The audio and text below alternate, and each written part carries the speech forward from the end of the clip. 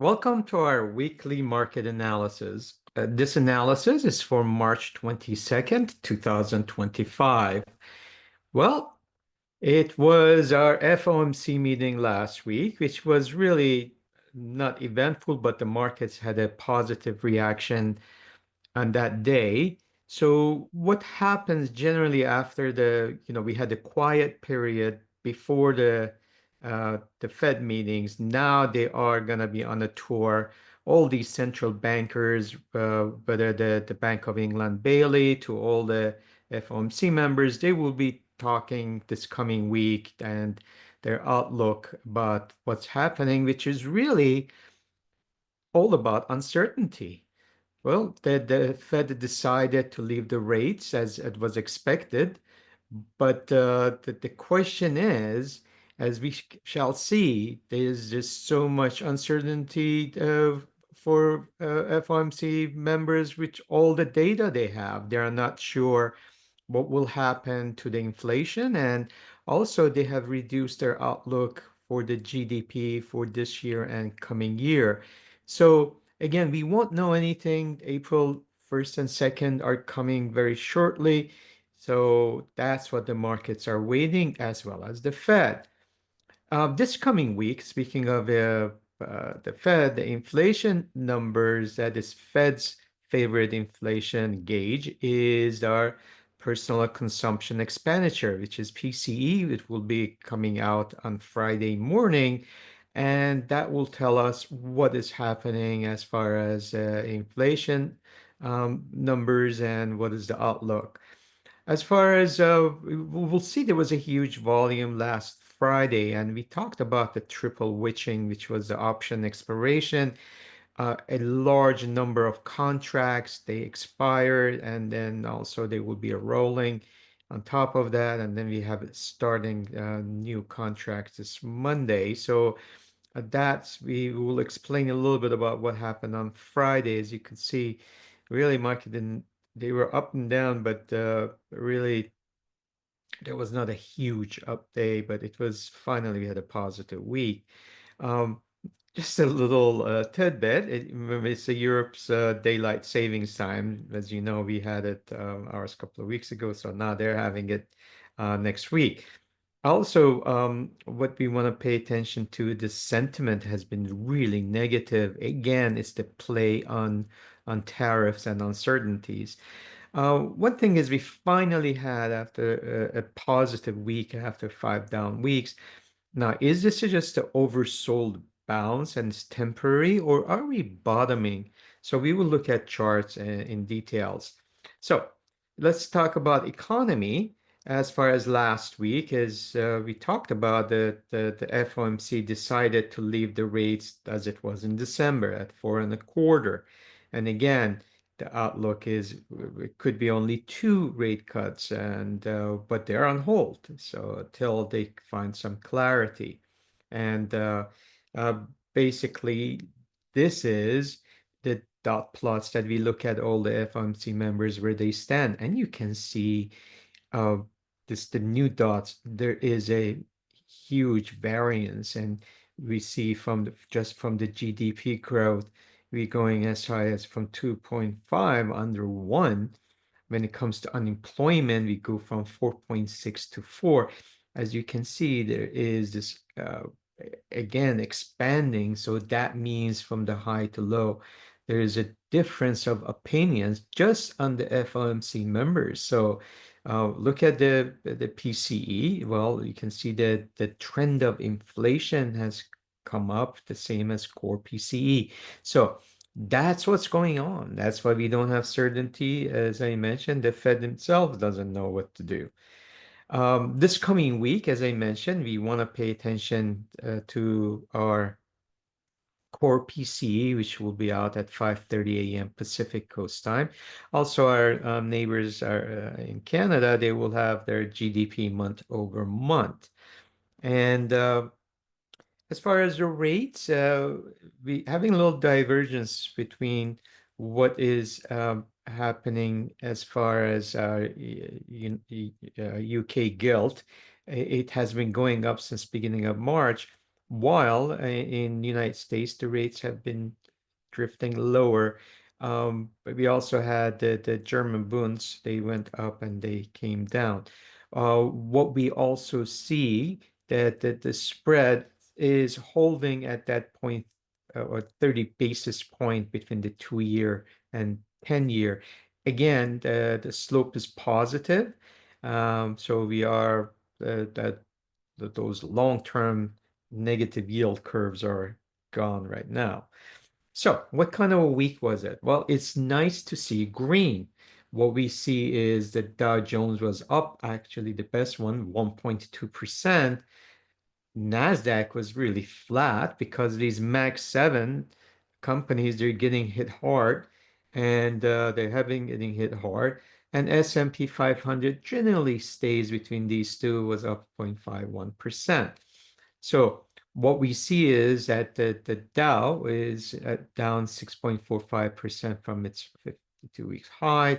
And then we see S&P is down 7.76. So we briefly went to the correction zone and came back. On the other hand, NASDAQ is in its correction zone. It's down over 10%, which is actually 11.33%. Well, gold continues to shine. It's hugging that 3,000 area. It's up 1.1%. Copper, well, again, that the concerns about tariffs and also China's stimulus has been a big catalyst for copper's movement. So it was up another 4.25, 4.45%. Crude oil, again, the seven members have decided there has been oversupply and whether they are going to stop the production. There's this discussion going back and forth. So crude oil it was up about 1.4%. So as a whole, the markets were up 0.6% last week. Now, the biggest mover was the US mid-cap growth. They were up 1.6%. But other than that, you can see that basically almost every segment of the market based on market cap, they stayed in that 0.6% zone. So when we look at the indices, again, we have been under the 20-day and 50-day, which doesn't bode well. We see the S&P, the same thing, actually 20 cross 50. So the question is, this bounce, these are oversold. And are we going to be able to at least break above the 20? We see that's heavy resistance at the 50-day moving average. So the question is, can we continue this? There's enough momentum. Again, the market is looking at the beginning of April to see what's going to happen with tariffs. But right now, that momentum has briefly shifted.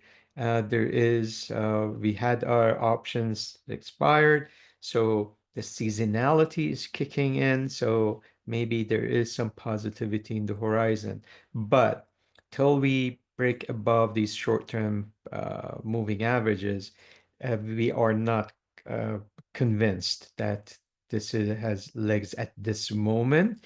We need to at least go above our short-term resistance. So none of these from Wilshire 5000 to technology, which is then the Nasdaq index, they still below the 20-day. So we need to break above that. The yields are nicely also under 20-day, which is it bodes well for the economy and especially mortgage rates. But we did have this bounce. We hit that, you can see, we hit that 20-day resistance and we sold off. But again, after Thursday and Friday, after the Fed meeting, we've had a little bounce. The dollar is bouncing, of course, with the interest rate. So we can see that. And the commodities are sandwiched between the 20 and 50-day. The crude oil, as I mentioned, there's this battle between OPEC members and the question of overproduction. They broke above the 20-day. Gold has been just nicely above its moving averages. VIX has been going back and forth, and we talked about the VIX last week. You know, it's not really the best barometer anymore, but still, it's followed. What I did with the this time with the sectors, I wanted to go with the strength, so we decided to use the RSI. So what we see is the last couple of weeks, we see the financials have been the strongest sector for the month. And then we see the utilities, we see the healthcare, and then I'm sorry, the energy was my apologies. Energy was a big mover. Then we see utilities, the healthcare, and then financials. And then as we continue, we see again, even the financials, the relative strength isn't right in the mid zone, and just the fourth relative strength as far as the momentum goes, they're still below the 50-day and below the 20-day. The same thing with industrial, the same thing with the real estate. And then we get into communications, which is very similar to what NASDAQ is doing. And then the basic material is still under the moving averages. And then, of course, technology, which is very similar to the communication, and S&P, which is a reflection of what's going on again with the big mega caps, and then the staples, which is really interesting that as a defensive, the relative strength is pretty low, and discretionary, of course, the riskiest of all is the more speculative segment. They have been very oversold. So as you can see, again, these are the little oversold bounces, and that's what has been happening. But from the technical side, we still are not convinced.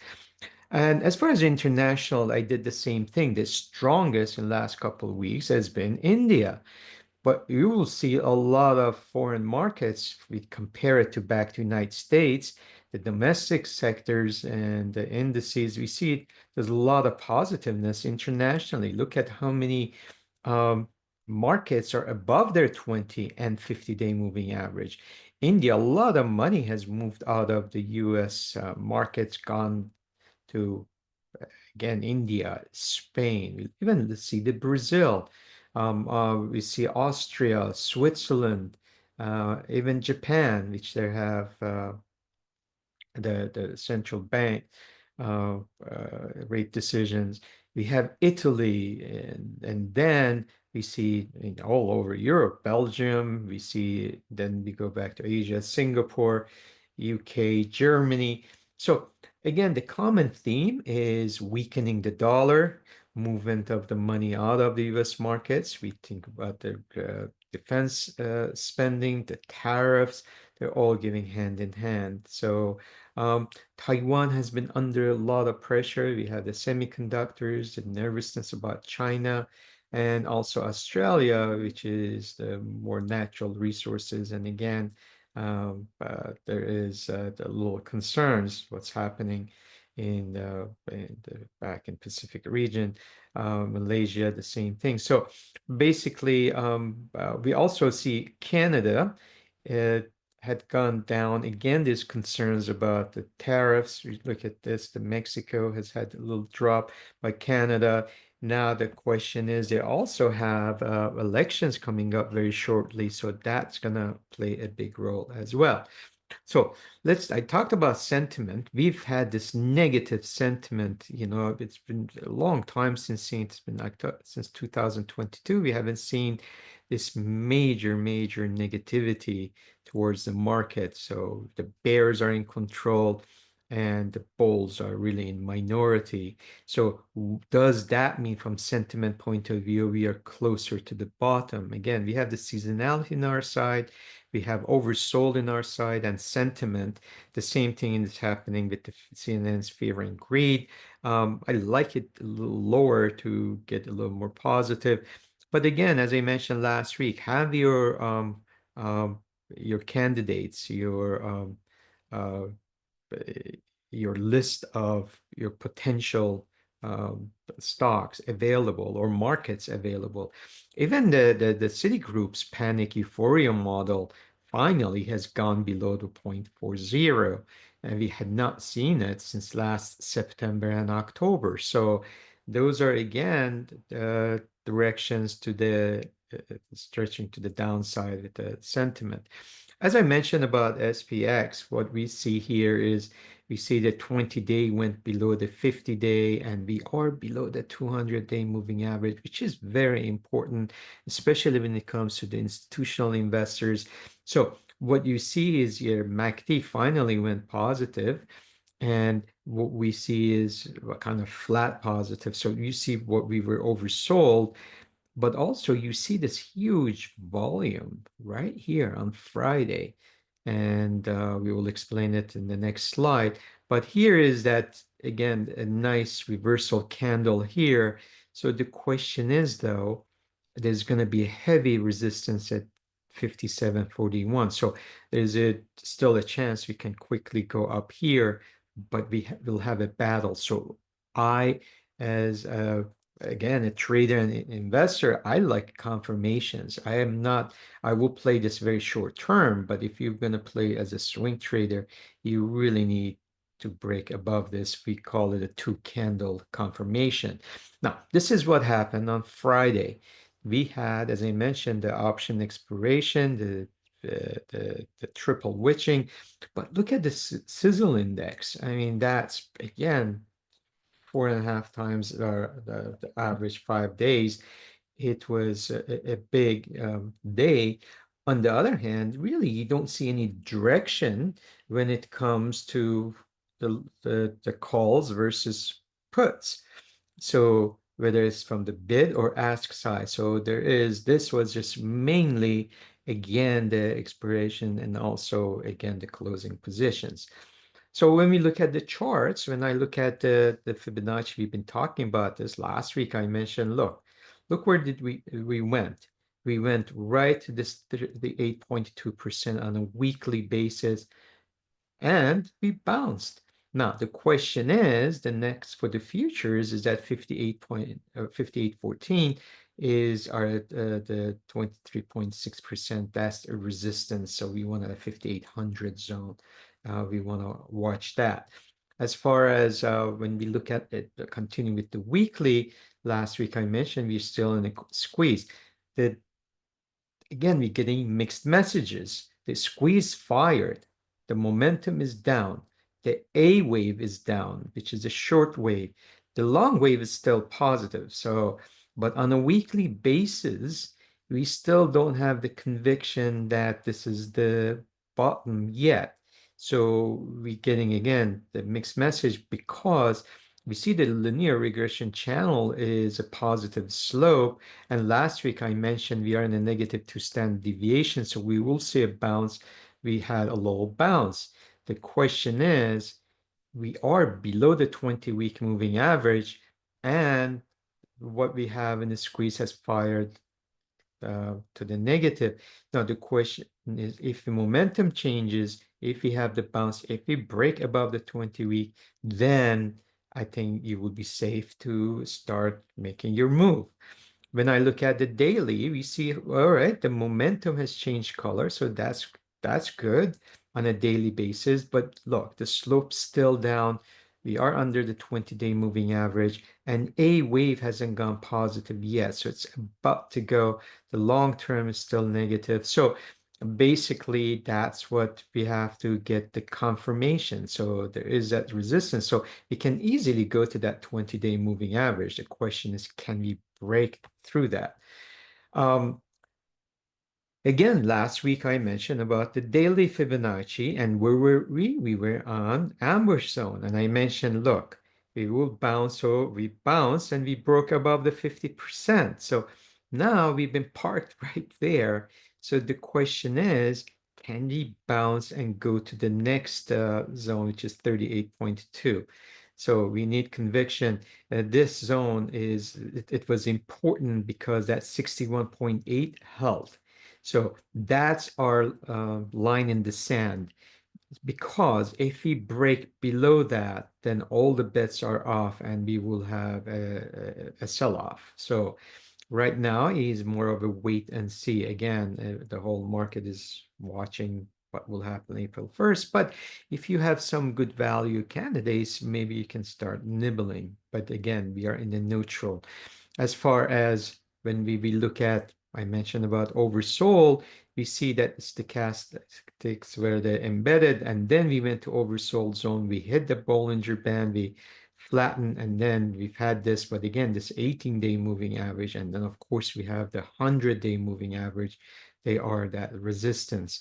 The good news is the Bollinger Band is flattening, and they are actually narrowing. So there is a little consolidation, and stochastic has gone positive, or I mean, they have gone outside oversold, but momentum is still below 50. So again, we are not out of woods, but at least pointing up, and MACD is about to cross.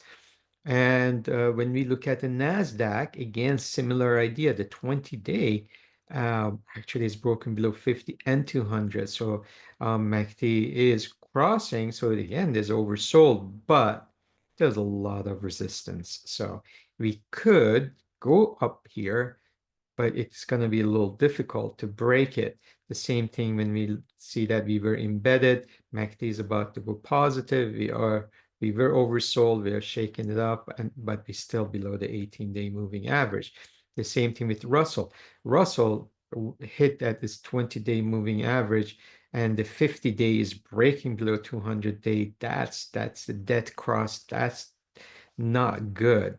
So although again we were oversold, MACD went positive, but again there's a lot of pressure on the Russell 2000.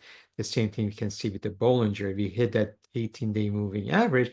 The good news was MACD went positive, but um, we still have a lot of resistance. So short term, maybe we can bounce, and that's why you should look at the 60 minutes. Bollinger Bands are narrowing, so we are getting to that energy, the consolidation zone. Dow has been the strongest. It did break below the 200, but it bounced back. So we are above the 200, and the MACD is going positive. So basically, when you look at the relative strength, it's been, again, versus S&P has been more positive. And when we look at, again, we were hugged that Bollinger Band, and now we bounced, but we still under 18-day and below 100-day. Again, MACD is about to cross, and momentum is stronger than the other indices. And then the transportation, we have to watch. It is oversold, but MACD hasn't crossed yet. So we have flattened, again, still negative. We need this one to lead us. As far as the VIX, well, it fizzled. That was good news, but the markets should do better than what it is. We are still in a little nervousness in VIX, and we are right on the support. So that's also not boding well at this time. So we need that to go below our support. And we also oversold. Although MACD is negative, which is good, but we are oversold. So let's see what happens in the next day. The yields, they did go up a little bit, but then they came back, hit the Bollinger Band, and they parked right there. We are overbought. We were overbought, and as you could see, we came down. Now we had shaken it up, so we are just in a momentum. MACD is kind of flattish, positive, but good news is we are below the 100. We like that, and we are below the 18, or just touching the 18-day moving average. Opposite, also on the weekly, we've been talking about 1, 2, 3, and this is the fourth week. That 100-day moving average has been a big support. So I think we will be consolidating right around here. Although MACD is negative, but we are oversold. So the good news is the Bollinger Bands are narrowing on a weekly basis. So that means that we will be consolidating with the rates at this time. And then we see the 10-year note opposite of the yields. Again, Bollinger Bands are coming together. We are above the 18-day, and we just shook off the oversold zone. So basically that will be a consolidation. The same thing with the 30-year bonds. And then the dollar again, we'd see that how the yield was working, and the same thing with dollar. There's a lot of weakness. We are embedded. MACD is about to cross, so we could go to that 18-day, but we are way below that 100-day moving average. So the question is, we need the Bollinger Bands flattened. So maybe building a base, but we are not out of woods. Again, that uncertainty about the tariffs. And on top of that, on the weekly though, we are having a big support at 100-week moving average. So as I mentioned, we probably will start consolidating. We are oversold, so there could be a little bounce on the dollar. And then the euro is the opposite. Did go outside Bollinger Band, came back.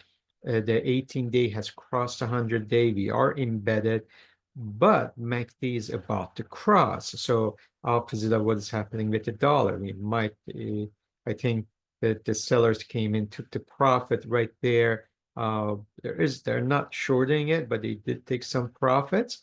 And there's a good chance it will go to the 18-day. And gold. It's been really a hero, and then they are embedded.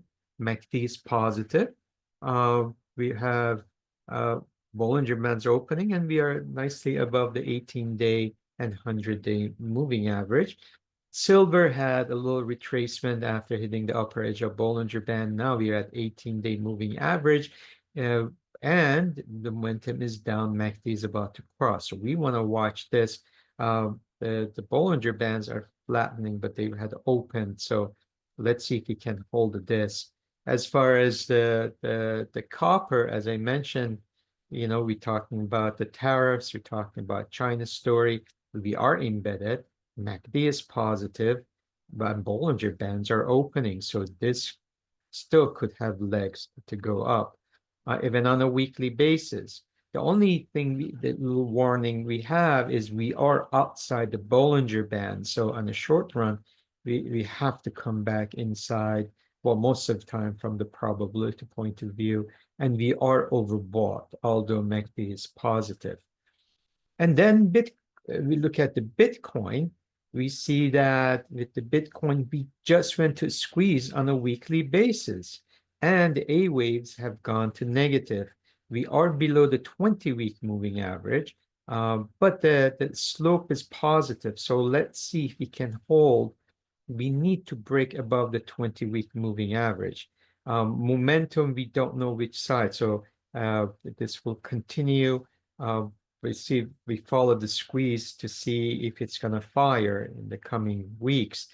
The other thing I mentioned last week, I mentioned we had a divergence on the stochastics, and that meant that momentum is up. So we did have a bounce. We have gone up, but we are hitting that 18-day moving average.